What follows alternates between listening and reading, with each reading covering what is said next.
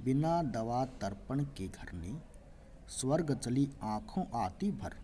देख रेख के बिना दूधमयी, बिटिया 2 दिन बाद गई मर।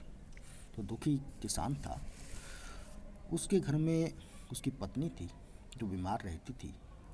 उसके पास उसकी दवा दारू के पैसे नहीं थे, इसलिए वो बिना दवा दारू बिना दवाई के चल बसी।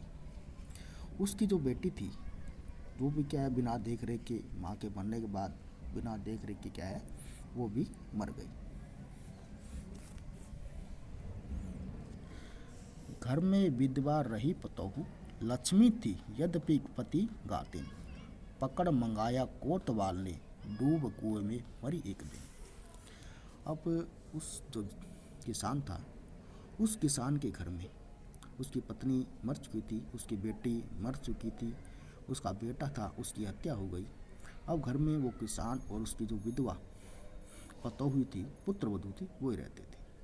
वो स्वभाव से लक्ष्मी थी, परंतु फिर भी क्या है उसको पति के हत्यारन समझा जाता था।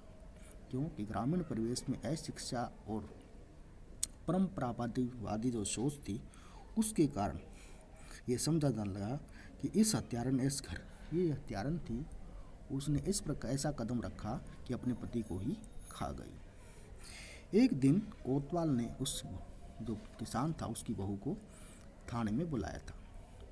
लोक लज्जा के कारण उसने कुएं में डूबकर अपनी मृत्यु कर ली, यानी डूबकर मर गई। खैर पैर की जूती जोरो, न सही एक दूसरी आती। पर जवान लड़के की सुध कर, सांप लौटते फटती छाती। अब उस किसान के घर में क्या है, सिर्फ वो एक ही बचा था,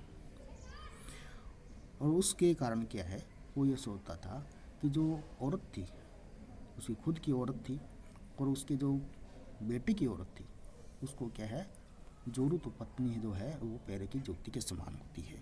यदि एक जूती फट जाती है तो उसको फेंक दिया जाता है, परंतु उसका जो जवान लड़का था उसकी जब उसकी याद आती है तो उसकी क्या है, छाती पर सांप नोट लग देते हैं और उसकी छाती फटने को लगती है।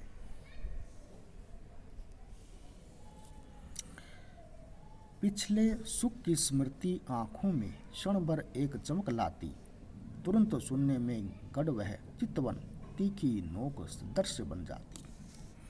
अब जो कवि कहता है उस किसान को बीते हुए सुख दिनों, जो सुख के भरे दिन थे, उनकी याद आती है तो उसकी आंखों में चमक आ जाती है, परंतु शीघ्र ही वो चमक क्या है, धूमिल हो जाती है, बुझ जाती है। क्यों? वह अपने जीवन को जो यथार्थ प्रतीत होता है उसमें शून्यता छा जाती है। उसके हर पिछले दिनों की जो याद होती हैं उसके हृदय में कांटों की तीखी नोक के समान पीड़ देने वाली होती हैं और सारी स्मृतियाँ उसे दुखदायी बना देती हैं।